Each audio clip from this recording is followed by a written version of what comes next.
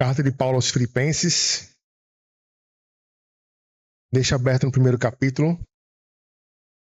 Hoje eu não vou dar prosseguimento à primeira carta de João, como eu tenho feito quando venho aqui, mas vamos ver um texto na carta de Paulo aos Filipenses. Deixa aberto no primeiro capítulo. E a gente já viu em algumas pregações que eu trouxe aqui, que essa carta aqui ela foi escrita pelo próprio apóstolo Paulo, o qual ele escreveu para uma igreja ao qual ele amava muito, onde ele mesmo, em uma de suas viagens missionárias, ele plantou essa igreja daqui. E você, ao ler essa carta, você percebe muita emoção envolvida entre Paulo e a igreja e Paulo. Percebemos que essa era uma igreja que orava por Paulo e Paulo orava pela igreja. Uma igreja que sentia saudades de Paulo e Paulo sentia saudades da igreja. Uma igreja que demonstrava preocupação com a vida do apóstolo Paulo, a tal ponto de ter enviado um homem chamado Epafrodito para estar com Paulo lá no campo, onde esse homem era um dos cidadãos de Filipos. E pelo fato dessa igreja ser tão preocupada com o apóstolo Paulo, foi por isso que ele escreveu o primeiro capítulo da carta aos Filipenses. Olha aí, versículo 12 do capítulo 1. Diz assim, olhe para a sua Bíblia, capítulo 1, versículo 12.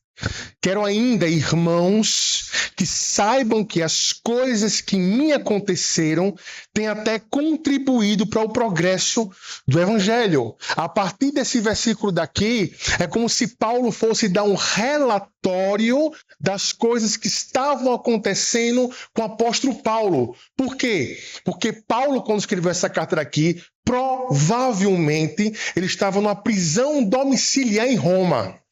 E ele passou por uma série de sofrimentos desde Jerusalém até chegar em Roma. E quando Paulo usa essa expressão, olhe mais uma vez para o versículo 12, quero ainda, irmãos, que saibam que as coisas que me aconteceram têm contribuído para o progresso do Evangelho. Essas coisas que aconteceram com o apóstolo Paulo, esse sofrimento de Jerusalém até chegar em Roma, como nós já vimos aqui algumas pregações que eu trouxe. Então, Paulo escreve o primeiro capítulo para falar sobre isso. Capítulo 2, Paulo vai tratar sobre o problema que acontecia na igreja de Filipos. E mesmo sendo uma igreja que era um modelo para muitos cristãos, toda igreja tem o quê? Problemas.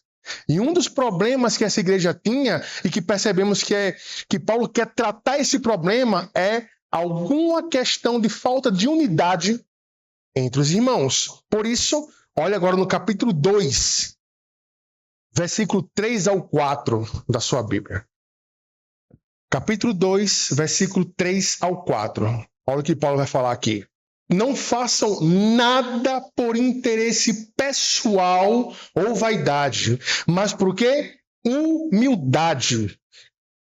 Cada um considerando os outros superiores a si mesmo, não tendo em vista somente os seus próprios interesses, mas também os dos outros. Paulo começa aqui falando no segundo capítulo, olha, não faça nada por interesse pessoal. Não se considere superior ao outro, pelo contrário, se considere inferior. Busque o interesse um do outro. Após esse texto, vai vir aquele famoso texto da encarnação de Cristo, que inclusive vimos hoje pela manhã, onde Paulo fala que tende o mesmo sentimento que houve também em Cristo Jesus, que não teve como usurpação, ou seja, não se apegou ao fato de ser Deus, mas ele se fez homem buscando o interesse dos outros. Por que Paulo fala isso daqui? Porque Paulo está colocando Cristo como o maior modelo daquele que buscou o interesse dos outros. E quem são esses outros? Nós, os pecadores. Então, no segundo capítulo, Paulo vai tratar sobre a questão de falta de unidade. Contudo, mesmo sendo uma igreja tão amada pelo apóstolo Paulo, mesmo sendo uma igreja que foi doutrinada pelo apóstolo Paulo, Paulo também vê a necessidade de tratar sobre falso ensino no meio da igreja. Por isso que ele escreveu o capítulo 3. Olhe para a sua Bíblia. Capítulo 3, versículo 2. Paulo vai falar: cuidado com os cães. Cuidado com os maus obreiros. Cuidado com a falsa circuncisão. Porque um dos grandes falsos ensinos que Paulo enfrentou e que inclusive atacavam o ministério apostólico de Paulo eram os judaizantes, que ensinavam que a salvação não é exclusivamente pela fé em Cristo, mas é exatamente isso, mais alguma coisa. É preciso se circuncidar, é preciso guardar a lei, é preciso observar as festas judaicas, o calendário judaico, e Paulo fala, cuidado com os cães. E o nosso capítulo de hoje está nesse texto daqui, nesse trecho, onde Paulo vai tratar alguns falsos ensinos. O primeiro falso ensino que Paulo vai tratar aqui é sobre os judaizantes, sobre aqueles que afirmavam que a salvação não é exclusivamente pela fé, mas também pela obediência da lei. O próximo falso mestre que Paulo vai enfrentar aqui, que ele vai escrever para alertar esses irmãos, era libertinos. Pessoas que afirmavam que podiam viver de qualquer outra forma que não era segundo a Escritura Sagrada. E Paulo aqui vai mostrar a vida que eles tinham e Paulo vai mostrar a vida que a igreja deveria ter. Paulo ele vai aqui colocar a ética desses falsos mestres imorais à luz da ética bíblica, apontando para o fato de que nós devemos ser imitadores de Cristo, não imitadores desses falsos mestres. E o texto dessa noite, como a gente já leu, é o capítulo 3, versículo 17 ao 21. E eu quero que vocês olhem para esse texto debaixo desse pano de fundo de Paulo estar escrevendo para essa igreja daqui, alertando que a ética que esses falsos mestres viviam era a ética errada, mas a ética que eles deveriam viver era a ética de Jesus Cristo. Amém? Então, o título que eu coloquei para o sermão de hoje foi Imitadores de Jesus Cristo. Imitadores de Jesus Cristo. Olhe para a sua Bíblia e vamos ler o nosso texto bíblico para começar a nossa reflexão. Diz assim a palavra do nosso Senhor através do seu servo, apóstolo Paulo. Irmãos, sejam meus imitadores e observem os que vivem segundo o exemplo que temos dado a vocês. Pois muitos andam entre nós, dos quais repetidas vezes eu lhes dizia, e agora digo, até chorando, que são inimigos da cruz de Cristo. O destino deles é a perdição. O Deus deles é o ventre. E a glória deles está naquilo que deviam se envergonhar, visto que só pensam nas coisas terrenas, pois a nossa pátria está nos céus, de onde também aguardamos o Salvador, o Senhor Jesus Cristo, o qual transformará o nosso corpo de humilhação para ser igual ao corpo da sua glória, segundo a eficácia do poder que ele tem de até subordinar a si todas as coisas. Vamos orar? Oremos. Precisamos que o Senhor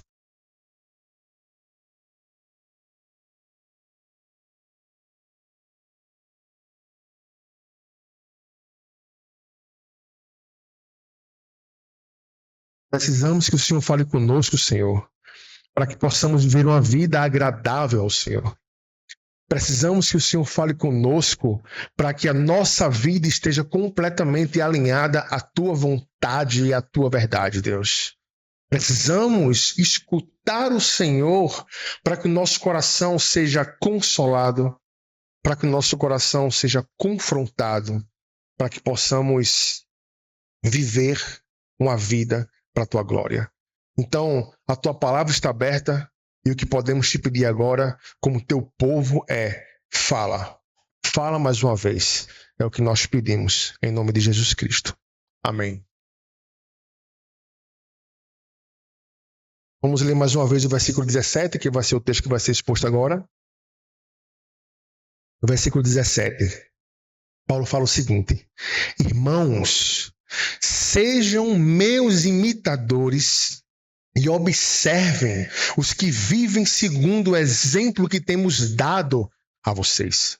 A primeira coisa que nós não podemos inferir ou tirar desse texto é que Paulo está se colocando como o mais alto padrão de santidade.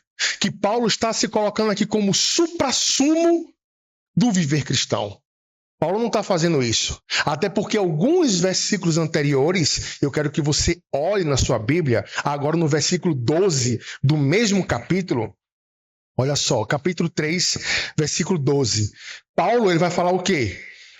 Não que eu já tenha recebido isso ou tenha obtido a perfeição, mas prossigo para conquistar aquilo para o que também fui conquistado por Cristo Jesus. Paulo, ele não se coloca aqui como o perfeito. Paulo não se coloca aqui como aquele que tinha alcançado o grande objetivo final. E dentro do contexto, quando Paulo fala perfeição, Paulo está se referindo àquela perfeição que vem após a ressurreição dos mortos, que é o quê? A glorificação, o corpo incorruptível. E Paulo fala aqui, olha, não que eu já tenha alcançado, contudo, eu sou uma pessoa que busca isso intensamente. Eu sou alguém que prossigo para o alvo. Ele vai falar isso também no texto, nessa sessão que a gente está estudando. Então, Paulo, ele fala que está prosseguindo, que ele não alcançou. Então, não podemos entender quando Paulo fala, olha, me imitem. Paulo está falando, me imitem porque eu sou perfeito. Me imitem porque eu não tenho pecado. Me imitem porque eu alcancei a perfeição. Não é o que Paulo está falando. Até porque nós vemos que a Escritura Sagrada, lá em 1 João, capítulo 1, versículo 8, Paulo fala o quê? João fala o quê? Se dissermos que não temos nenhum pecado, a nós mesmos nos enganamos e a verdade não está em nós. Significando que todos são pecadores. E Paulo tinha essa consciência, não é à toa que lá em 1 Timóteo, ele vai falar que Cristo veio ao mundo para salvar os pecadores, do qual eu sou o quê? O principal dos pecadores. Então, Paulo, ao se colocar como um modelo, e ele se coloca aqui, Paulo não está dizendo que ele é um modelo de perfeição. Paulo está falando que, apesar dos defeitos dele, apesar dos pecados dele, Paulo deve ser imitado. Paulo se coloca aqui como um modelo de imitação. Me imitem, sejam meus imitadores. E esse é o argumento. Olhe para o texto mais uma vez, no capítulo 3, versículo 17. Irmãos, sejam meus imitadores e observem os que vivem segundo o exemplo que temos dado a vocês. Perceba. Outro motivo pelo qual Paulo não se coloca como o último degrau, ou aquela famosa frase, a última bolacha do pacote de biscoito. Não é isso que Paulo está querendo falar. Até porque Paulo coloca no plural. Ele coloca, olha para sua Bíblia aí, os que vivem segundo o modelo que temos dado. Significa que no meio da igreja de Filipos existiam outras pessoas que estavam vivendo segundo o modelo que temos dado. E quando ele coloca a expressão temos, ele coloca eu tenho dado e outras pessoas que estão comigo têm dado esse modelo. Quem provavelmente? Provavelmente Timóteo e outros companheiros que estavam com o apóstolo Paulo. Então, Paulo não aponta apenas para ele como imitador de Cristo. Paulo aponta para outros que estão com ele e Paulo aponta para próprio Filipos, dizendo, no meio de vocês tem outros que estão andando da mesma forma. Paulo aponta para si mesmo e Paulo aponta para outros para ser seu imitador. Agora, perguntamos para o texto, por que Paulo se coloca como um exemplo de imitação?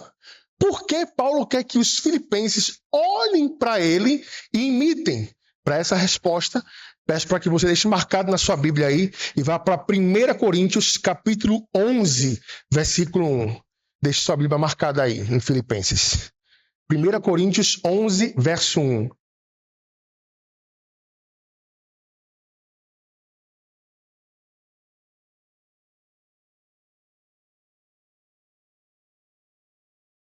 Porque Paulo pede para que a igreja de Filipos imite ele. Porque em 1 Coríntios 11, verso 1, ele fala: sejam meus imitadores, como também eu sou o quê? De Cristo. Paulo pede para que a igreja olhe para ele como alguém que imita Cristo. Por quê? Porque ao Paulo pedir para que a igreja de Filipos imitasse a ele, era como se também fosse imitar a Jesus Cristo. Ao olhar para a vida do apóstolo Paulo, era possível enxergar marcas da vida de Jesus Cristo na vida do apóstolo Paulo. Ele fala: sejam meus imitadores, porque eu imito Cristo. E se eu imito Cristo, vocês vão ver Cristo em mim. Na mesma carta de 1 Coríntios, agora capítulo 4, versículo 16 e versículo 17. É um texto mais surpreendente ainda. Capítulo 4, versículo 16 ao 17. Quero que você preste atenção nesse texto. Olha só, 4, do 16 ao 17 de 1 Coríntios. Portanto, suplico-lhes que sejam meus imitadores. Mais uma vez, Paulo fala: me imitem. A hora que ele vai falar agora: por essa razão eu estou enviando Timóteo, meu filho amado e fiel no Senhor, o qual lhes trará lembrança a minha maneira de viver em Cristo Jesus, de acordo com o que eu ensino por toda parte, em todas as igrejas. Olha que interessante. Paulo fala: olha, me imitem. É por esse motivo que eu estou enviando Timóteo. Segundo texto, qual o motivo? Porque Paulo queria que quando Timóteo estivesse lá, trouxesse a lembrança dos cidadãos de Coríntios a forma que Paulo viveu. Timóteo estava sendo enviado para lá para que ele lembrasse a igreja a ética que Paulo tinha como imitador de Cristo. Não uma pessoa que vivia segundo sua própria vontade, mas alguém que vivia a vontade de Jesus Cristo. Por isso a expressão no versículo 17, na metade dele aí: meu filho amado e fiel no Senhor, o qual lhe trará a minha maneira de viver em Cristo Jesus. Então Paulo fala: me imitem. É por isso que eu estou mandando Timóteo para lembrar vocês da minha vida. E ele fala também outra coisa. Olhe no final do versículo 17. Depois de Cristo Jesus, de acordo com o que eu ensino por toda parte, em todas as igrejas. Paulo aqui também está afirmando que aquilo que ele ensinava, ele vivia. Não havia incoerência entre o ensino paulino e a ética paulina. Aquilo que Paulo ensinava, Paulo vivia. Aquilo que Paulo pregava era verdade na sua vida. Por isso que ele fala o quê? Me imitem. Me imitem. Sendo assim, o apóstolo Paulo pede para que os filipenses olhem para ele, e sabemos que ele não está se colocando aqui como suprassumo do viver cristão, porque ele fala o quê? O modelo que nós temos dado, outras pessoas estavam com o apóstolo Paulo e outros em Filipenses estavam vivendo essa mesma ética. Mas Paulo traz essa verdade aqui justamente para lançar luz ao pecado dos falsos mestres, que Paulo vai lançar logo depois, no versículo 18. Me imitem.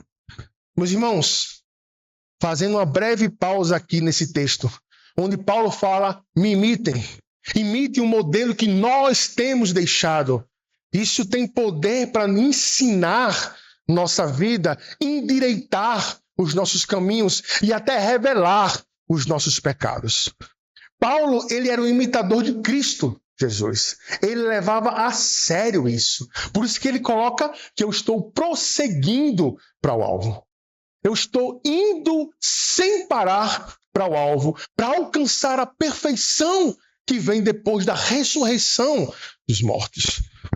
E eu achei interessante uma frase de um comentarista, que ele diz o seguinte, presta atenção: Deus designou a vida cristã de tal modo que parte do crescimento do cristão vem por imitar outros cristãos, embora esses cristãos sejam imperfeitos. Deus fez com que a vida cristã ela também fosse uma vida de imitação de outros cristãos, mesmo esses cristãos sendo imperfeitos. Porque é olhando para a vida de outro irmão que tem Cristo como prioridade. É olhando para a vida de outro irmão que leva Jesus a sério, que muitas vezes fala a verdade. Você fala, rapaz, senti agora uma vergonha no meu coração. Eu não sou assim, não. A gente consegue enxergar características fortes de Cristo na vida de irmãos no meio do povo de Deus. Por quê? Porque esse irmão é o quê também? Um imitador de Jesus Cristo. Mas não podemos fugir da grande pergunta que o texto faz para a gente. Porque se Paulo faz, me imitem, Paulo também está falando, não imite os outros, que ele vai descrever logo depois. E a grande pergunta essa noite é, somos imitadores de Cristo? A nossa vida, ela é uma vida de imitar o nosso mestre. Pense no seu lugar que você está sentado. Eu estava pensando isso enquanto preparava o sermão. E ao olhar para isso, não vamos olhar para a vida do apóstolo Paulo. Vamos dar um breve olhar de relance na vida do próprio Cristo. Será que o mesmo amor sacrificial, ou pelo menos um amor semelhante que Cristo tinha pelos pecadores, nós também temos pelos pecadores? Nós também temos por aqueles que nos ofendem. Lembra quando Cristo estava lá na cruz, prestes a ser crucificado, lá do lado de dois malfeitores, dois ladrões? Cristo, naquele momento, Cristo olhou para o céu e falou, Pai, perdoa os seus pecados, porque eles não sabem o que fazem. E aqui revela o amor de Jesus Cristo pelos pecadores, o amor pelos seus inimigos. E Jesus fala, perdoa os seus pecados, porque ele não sabe o que fazem. A gente pode parar e pensar, não, mas aí já é pesado demais. Só Cristo? Não, encontramos um servo que fez a mesma oração no fim de sua vida. Quem lembra o nome dele? Estevão. Lembra? Lá no finalzinho de Atos capítulo 7. Vamos abrir rapidinho. Deixa marcado em Filipenses. Atos capítulo 7.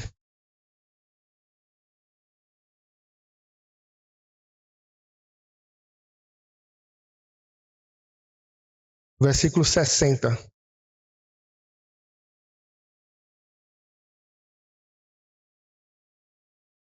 Olha só, do versículo 59 até o 60. E enquanto o apedrejavam, Estevão oravam, dizendo, Senhor, recebe o meu espírito.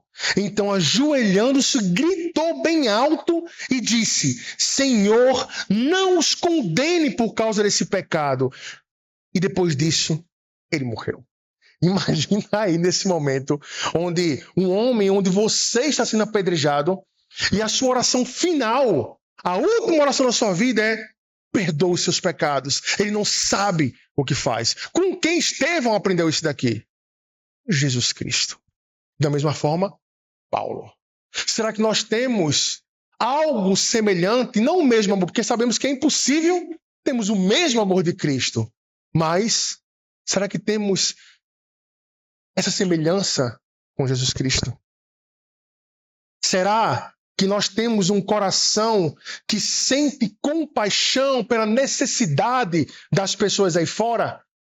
Que sente a dor das pessoas aí fora? Que olha para elas e vê como ovelhas que estão desgarradas? Não vou abrir para vocês, não preciso abrir, mas escutem bem. Em Mateus capítulo 9, versículo 35 ao 36, fala o seguinte: E Jesus percorria todas as cidades e aldeias, ensinando nas sinagogas, pregando o evangelho do reino, curando todo tipo de doença e enfermidade. E o que ele fazia enquanto fazia atividade dele de pregar o evangelho e ensinar? Versículo 36. Ao ver as multidões, Jesus se compadeceu delas, porque estavam aflitas e exaustas como ovelhas que não têm pastor. Jesus olhava para a multidão aí fora, uma multidão perdida, uma multidão sofrida, e se importava com seus sofrimentos.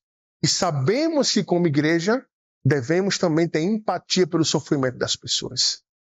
Ser imitador de Cristo também é desenvolver essa característica de Cristo em nossa vida. Sem abrir textos bíblicos, lembra quando Jesus foi lá, quando Lázaro tinha morrido?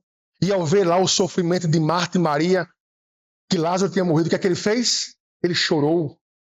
Ele sentiu a dor dos seus irmãos.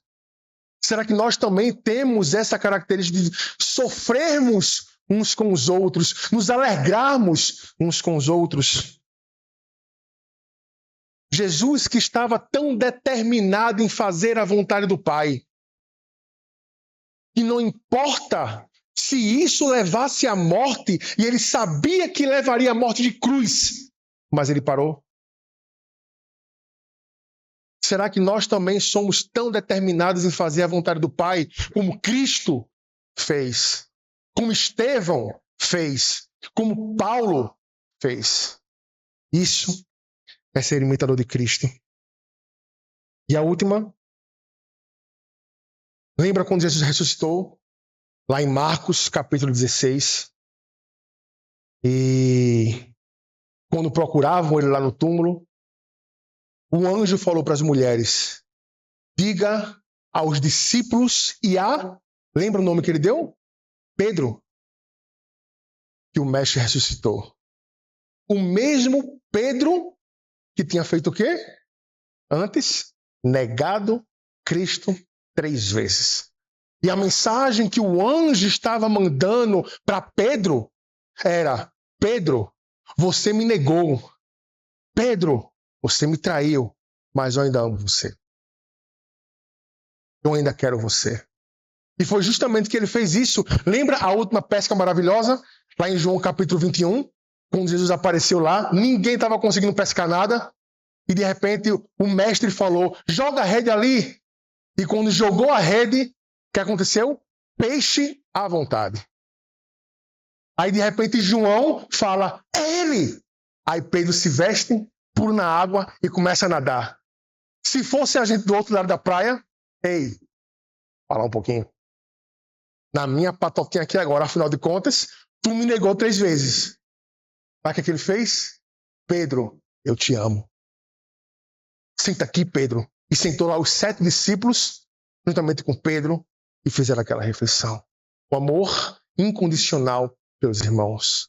E muitas vezes os irmãos, e sabemos que todos os nossos irmãos não estão aqui, porque a igreja de Jesus é muito maior do que esse daqui, mas vamos pensar na igreja local. Muitas vezes você fala uma palavra para mim que eu não gosto, e eu já te excluo do meu caderno de amiguinhos. E você já exclui o irmão do seu caderno de amiguinhos. E isso não é ser um imitador de Jesus Cristo. Se Jesus agisse com nós, da mesma forma que nós agimos muitas vezes uns com os outros. Mas glória a Deus que Ele é puro amor. E é esse amor que eu, em primeiro lugar, devo imitar. É esse amor que nós devemos imitar. O quanto nós parecemos com Cristo Jesus. Afinal de contas, o grande resultado da salvação é o quê? É esculpir a imagem de Cristo em quem? Em nós. Esse é o grande propósito. Não é ser sabido, não é ser mais inteligente, não é ser o mega teólogo. É viver a vida que Cristo viveu. Esse é o grande propósito da salvação. Lembra lá no Jardim do Éden que a imagem de Deus foi desfeita na vida de Adão e Eva e dos outros? Lembra? Jesus vem para restaurar essa imagem. Você é imitador? Eu sou imitador de Cristo. É justamente essa ideia que o apóstolo João quer dar. Lá em 1 João capítulo 2, versículo 6. Quando ele fala, quem diz que permanece nele, esse deve andar assim como ele andou. Aquele que diz que permanece em Cristo deve andar como Cristo. E agora a gente olha para esse texto e fica perdido. Como assim? Andar como Cristo? Impossível. Mas a ideia de João aqui é a mesma ideia de Paulo, imitação. Eu citei aqui um exemplo, uma vez do pregador. Ele admirava muito seu pai era fazendeiro. Acho que você se lembra desse exemplo, mas eu vou contar mais uma vez. E essa criança é uma criança pequena, seus 8, 10 anos de idade. E seu pai, um homem alto, ele fala que tem seus 2 metros de altura. E ele andava pelo campo e pegava os baldes de água cheio pela boca. E andava normalmente. E o seu filhinho pegava também uns baldezinhos lá pequeno, enchava, e cada passo que ele dava, derramava água. E ele tentava colocar o pé no mesmo lugar que o pai colocava, mas não alcançava, porque os passos do pai eram maiores que os passos dele. E a cena era engraçada, mas quem olhava de longe teria certeza de uma coisa. Qual? Ele estava tentando imitar o seu pai. Meus irmãos, escute bem. Existe algo muito errado em nossas vidas. Eu estou com vocês aí sentado agora. Existe algo muito errado em nossas vidas se as pessoas olham para a nossa vida e não veem que estamos tentando imitar a Cristo. Existe algo muito errado. E se isso não acontece, devemos rapidamente nos arrepender no pó e na cinza. Porque isso é a vida que agrada a Deus. Imitar o Filho.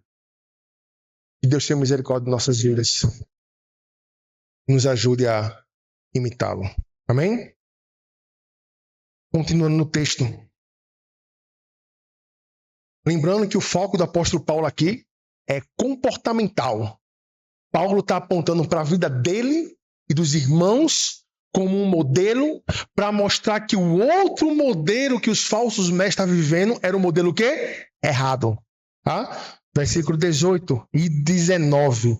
Olhe para a sua Bíblia. Pois muitos andam entre nós, dos quais repetidas vezes eu lhes dizia, e agora digo até chorando, que são inimigos da cruz de Cristo. O destino deles é a perdição. O Deus deles é o ventre. E a glória deles está naquilo que eles deviam se envergonhar, visto que só pensam nas coisas terrenas. Perceba, Paulo agora sai do âmbito do me imitem, imitem os que estão comigo, observe os habitantes de Filipos que também nos imitam, e agora fala, agora bora olhar a incoerência desses falsos mestres. Ele vai citar características da vida que esses falsos mestres viviam. Mas antes disso, eu quero que vocês observem aí como ele começa o versículo 18. Quando ele fala, pois muitos andam entre nós. E esse texto aqui é revelatório, porque isso aqui nos ensina que no meio do povo de Deus sempre vai existir falsos mestres. Sempre vai existir os hipócritas no meio do povo de Deus. Sempre vai existir joio. Mas como é que nós vamos saber quem é quem? Pela forma que essa pessoa vive. Pela forma como essa pessoa encara o evangelho, pela forma como essa pessoa se esforça para aplicar essas verdades bíblicas em sua vida. Pois muitos andam entre nós. E esses, ele fala que é inimigos da cruz de Cristo. E quando Paulo fala aqui, inimigos da cruz de Cristo, quando Paulo está aqui tocando, não, digamos assim, teologia, mas em ética. Quando ele fala inimigos da cruz, Paulo está dizendo que eles são inimigos do viver cristão.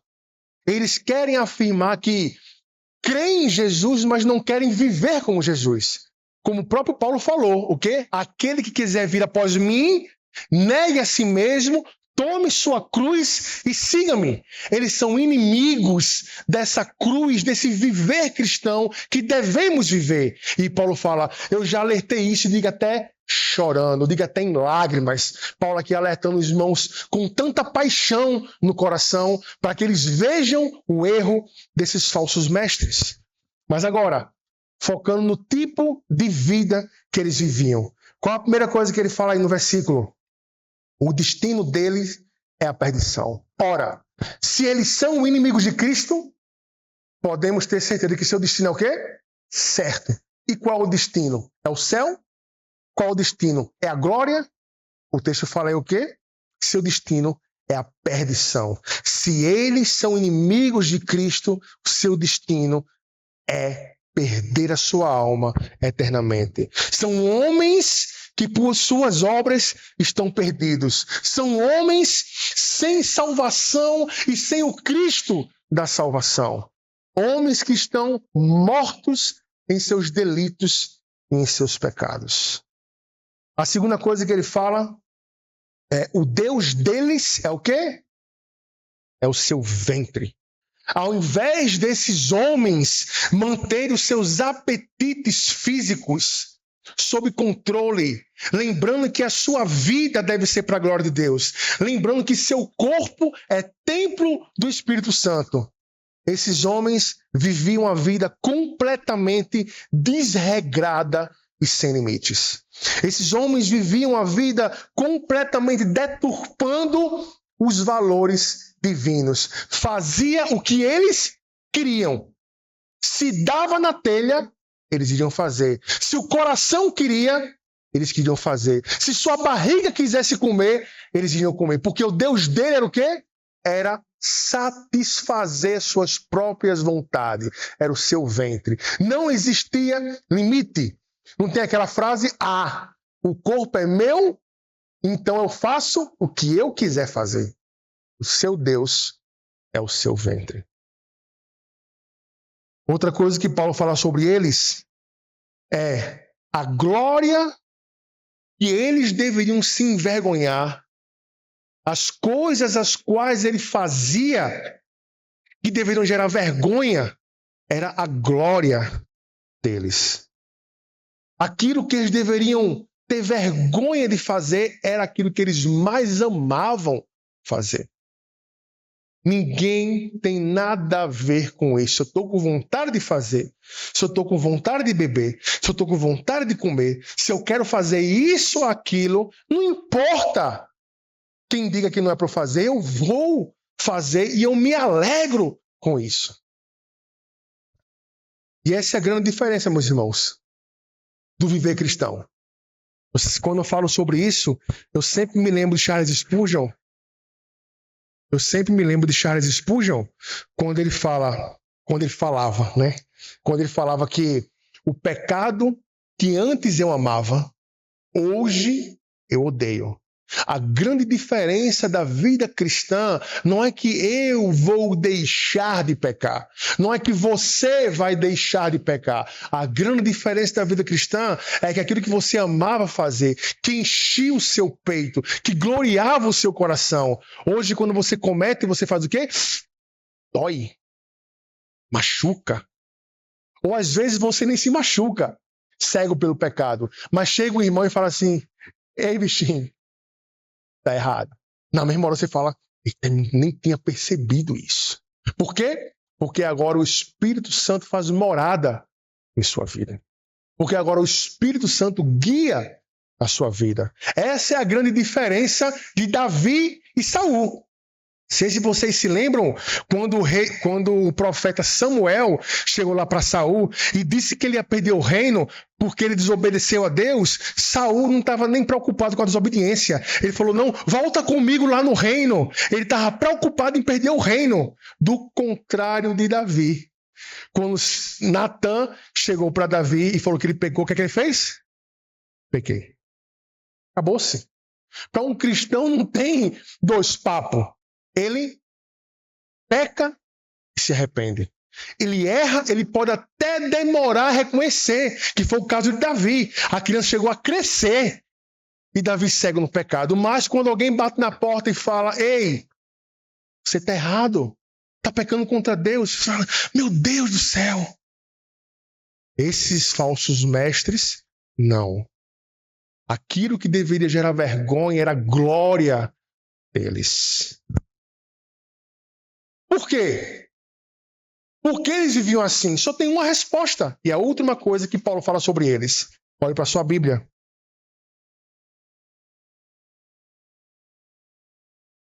Visto que só pensam nas coisas terrenas. Percebam que aquilo que ocupava a mente deles, aquilo que ocupava o coração deles, era o quê? Eram as coisas desse mundo. Diferentemente do povo de Deus, o que é que ocupa a nossa mente, o nosso coração? A sua vontade. O que ocupa grande parte dos nossos pensamentos revela o que nós amamos. Escute bem. O que ocupa a maior parte dos nossos pensamentos revela quem nós amamos. Se a sua mente está nas coisas do mundo, nos prazeres do mundo, o seu Deus não é Jesus Cristo, é o diabo. E eles pensavam, se preocupavam com as coisas desse mundo. A mente dele estava focada nos prazeres que o mundo tinha para dar para eles. Lembra a última pregação de 1 João? Aquele texto, que não ameis o mundo. Vou ler para vocês, não preciso abrir. Não ame o mundo, nem as coisas que há no mundo. Se alguém amar o mundo, o amor do Pai não está nele.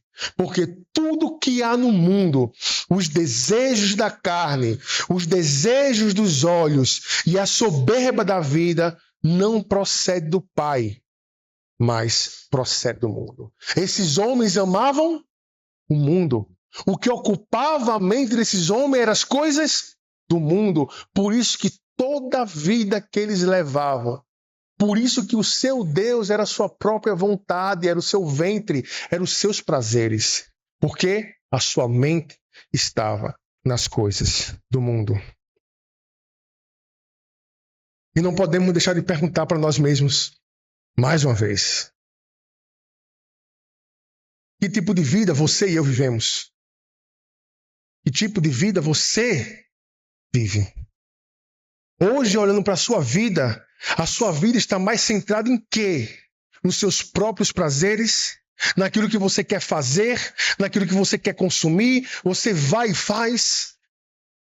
Se assim for, você está imitando os mestres, os falsos mestres, não o apóstolo Paulo e Jesus Cristo.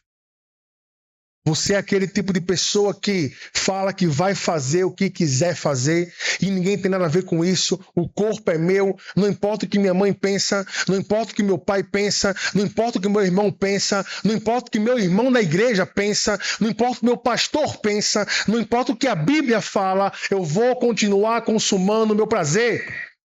Se assim for, o seu destino é a perdição. O seu destino é o inferno. A sua ética não pode ser baseada naquilo que você quer. A sua ética tem que estar baseada naquilo que Cristo quer. Mesmo que muitas vezes você esteja vestido na igreja como ovelha. Mas a sua vida é de bode. Cristo deve ser o Senhor de nossa vida. Cristo. Cuidado. Cuidado que você pode ser essa pessoa que só está pensando nas coisas terrenas. E se você talvez tenha se perdido no meio do caminho, e muitas vezes isso acontece com o ovelha de Cristo, ouça a voz do seu Senhor chamando novamente você para o caminho dele. Como eu falei na última pregação aqui, quem gosta de lama é porco, não ovelha. O porco cai na lama e se lambuza. A ovelha cai na lama e quer sair da lama. Não saia se você está vivendo conforme os padrões desse mundo. Agora, do contrário desses homens que pensavam nas coisas do mundo, do aqui e do agora, Paulo vai voltar-se novamente para o cristão, para eles. E Paulo vai falar no versículo 20 e no versículo 21. Olhe para a sua Bíblia. Versículo 20 e 21. Pois a nossa pátria está nos céus, de onde também aguardamos o Salvador, o Senhor Jesus Cristo, o qual transformará o nosso corpo de humilhação para ser igual ao corpo da sua glória, segundo a eficácia do poder que ele tem de até subordinar-se todas as coisas. Olha que lindo. Enquanto o pensamento deles estava nas coisas do mundo, no fazer do mundo, no viver do mundo, Paulo fala aqui, mas já nós, nossa pátria está nos céus. E quando Paulo fala isso aqui, Paulo está fazendo um paralelo, tá? Deixe marcado na sua Bíblia, vá no capítulo 1, versículo 27.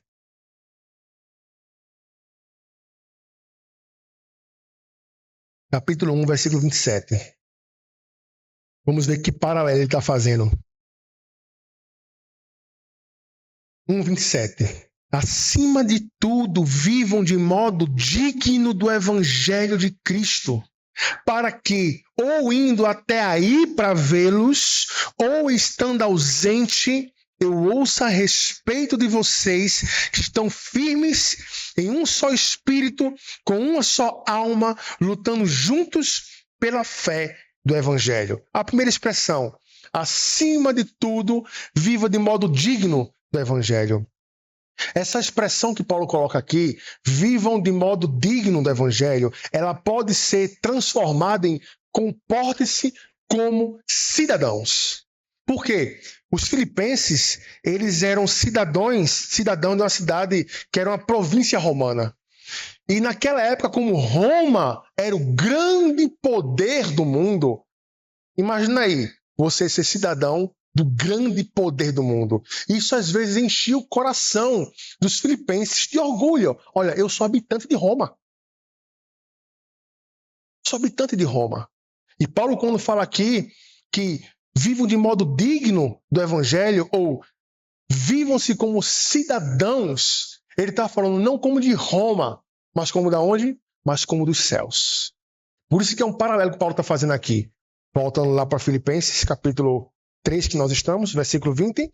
Pois a nossa pátria está nos céus, de onde também aguardamos o nosso Salvador. Nossa pátria, a nossa esperança, os céus, a glória eterna, do qual nós esperamos o nosso Senhor e Salvador, o qual ele voltará para buscar a sua igreja como ele prometeu. E é lá que os nossos olhos devem estar fixos ou estão fixos. Nossa mente não deve estar nesse mundo, meus irmãos, mas nossa mente deve estar na glória eterna. Por isso que Pedro ele vai usar duas expressões lá no capítulo 2. Não vou ler, vai falar forasteiros e peregrinos. E o que é que significa forasteiros e peregrinos? Aqueles que não têm morada naquele local. É um viajante. É uma pessoa que está apenas de passagem. Por quê? Porque a sua morada não é aquele local. Ou seja, a nossa morada não é o aqui e agora.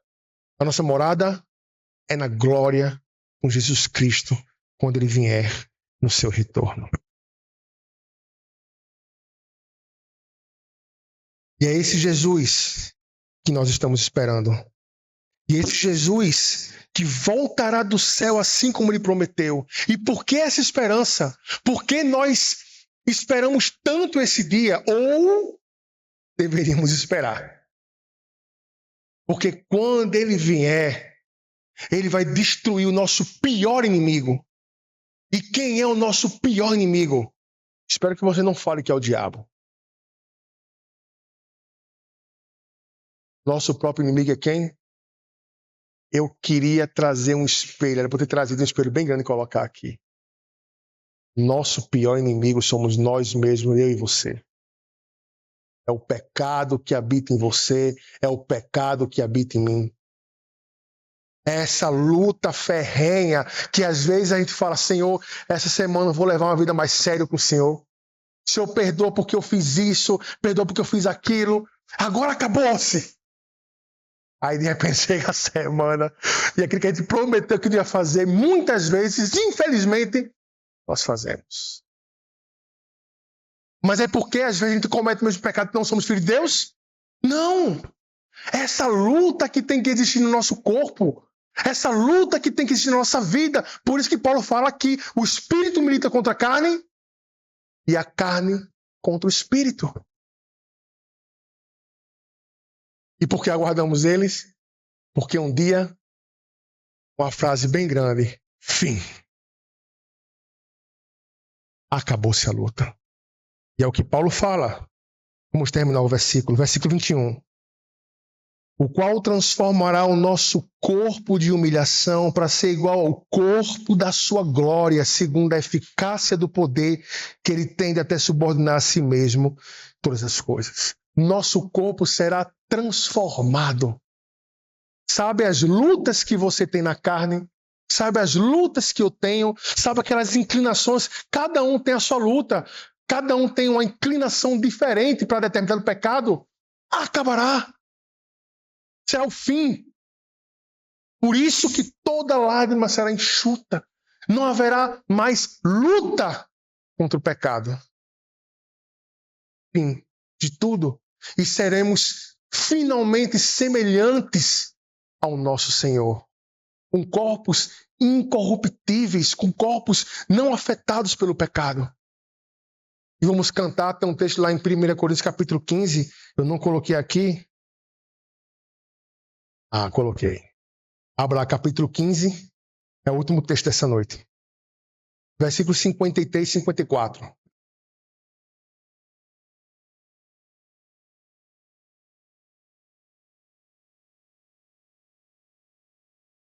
Capítulo 15, 1 Coríntios 53 a 54.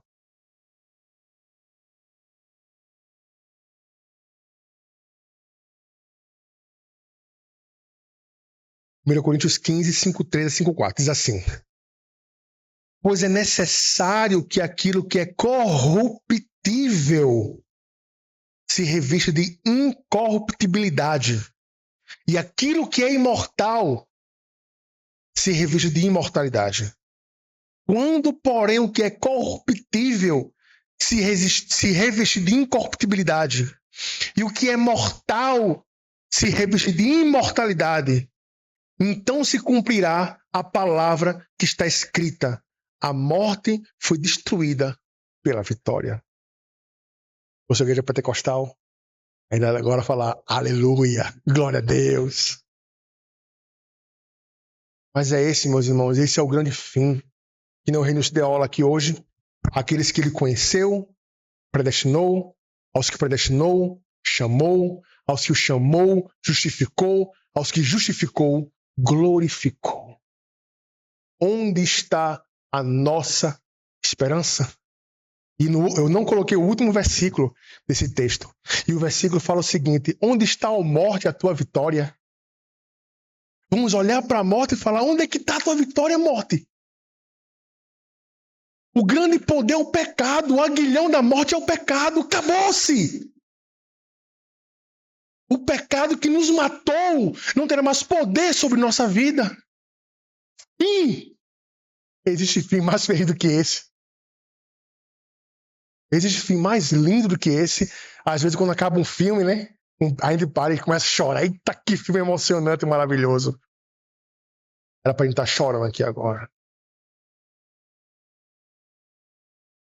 Glória a Deus por isso. Meus irmãos, qual é a sua pátria? Qual é a sua pátria? Onde está a sua esperança? E não venha me dizer que a sua esperança está no céu se você não vive como imitador de Cristo. Não dê respostas automáticas para você mesmo e não dê respostas automáticas para ninguém. Se a sua pátria está nos céus, a sua vida vai apontar para isso. A sua vida vai apontar para isso.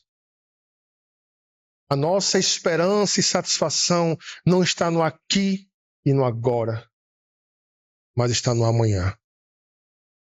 Que Deus nos ajude. Para concluir, resumindo de forma simples, a vida cristã é uma vida de imitação. Paulo se coloca aqui como imitador, junto com seus companheiros. Se nós professamos ser cristão, a nossa vida deve ser uma vida semelhante à de Cristo, não uma vida entregue ao nosso próprio ventre. E é por isso que a nossa esperança não está no aqui e no agora. Porque o nosso pior inimigo é o nosso próprio ventre, é a nossa própria vontade. Eu queria terminar fazendo uma pergunta para você. E eu acho que essa deveria ser a nossa maior ambição. Que ambição? No fim de nossa vida, quando tudo acabar, e a pessoa que mais conhece você, seja sua esposa, seja seu filho, seja seu pai, seja sua mãe, quando você morrer e for escolher uma frase para colocar na sua lápide, a frase deveria ser imitador de Cristo. Se a nossa vida não aponta para isso, tem algo muito errado na nossa vida. Oremos.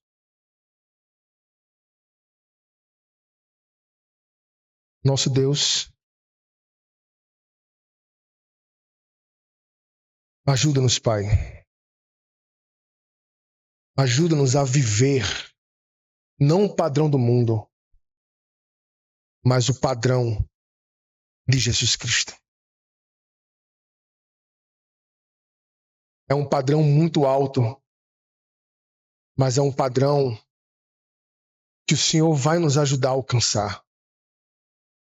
Mesmo que seja na glorificação, Senhor. Mas enquanto não chegamos no momento da glorificação, nos ajuda a viver ao máximo dessa vida de imitação. Nos ajuda, Senhor, a te amar, não somente com palavras, mas com nossa própria vida.